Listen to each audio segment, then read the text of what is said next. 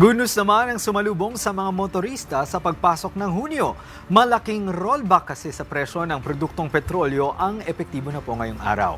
Samantala nakapag-secure na rin ang bansa ng 21,000 metric tons ng LPG bilang bahagi ng pagpapalakas ng fuel reserves sa bansa. Si Dane Gulimlim sa detalye. Dumating na noong Sabado sa SPI Terminal sa Calaca, Batangas ang 21,000 metric tons ng liquefied petroleum gas o LPG na nasecure ng Philippine National Oil Company o PNOC mula sa Texas, United States. We estimate about 4 to 5 days of discharging for the entire cargo. This cargo represents almost 4 days of additional storage. So that increases our LPG inventory to over 41 days, almost, 42 days. Ayon sa Department of Energy, bahagi ito ng Energy Security Program ng pamahalaan upang mapalakas ang fuel reserves ng bansa at matiyak ang tuloy-tuloy na supply ng LPG.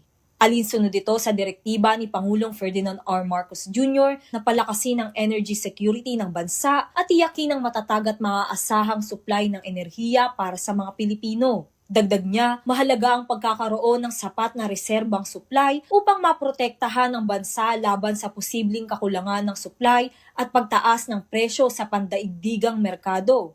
Para kay Noli, isang karinderya owner, malaking tulong ang matatag na supply ng LPG sa kanilang pang-araw-araw na hanap buhay dahil umaasa sila sa gas sa pagluluto ng kanilang mga paninda.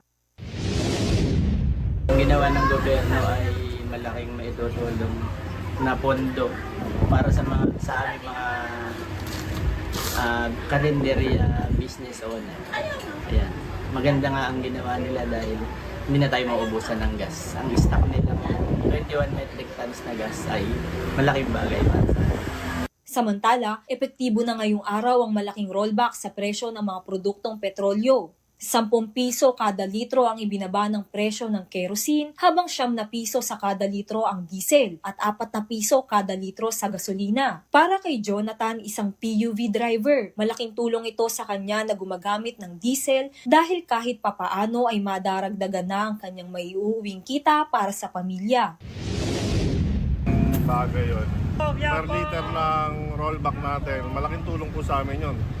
Kasi po, kung kukwentahin nyo yun sa 9 pesos per liter ang binaba, dadagdag po sa kita namin yun. Maganda po yun.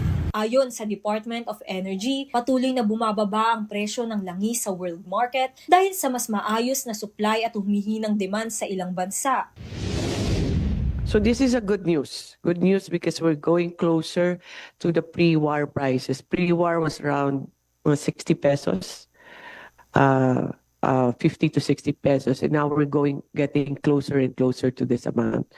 So hopefully with no more surprises in the events that are happening in the Middle East, especially with Iran, Israel, and US, hopefully it goes steady and we go back to the previous prices, or at least not as high as before. Anila, papalapit na rin sa mga presyong naitala bago ang tensyon sa gitnang silangan na dahilan ng pagtaas ng presyo ng langis noong mga nakaraang buwan. Para sa totoong balita sa Bagong Pilipinas, Dane Gulimlim, 13 sa tanghali ng Congress TV.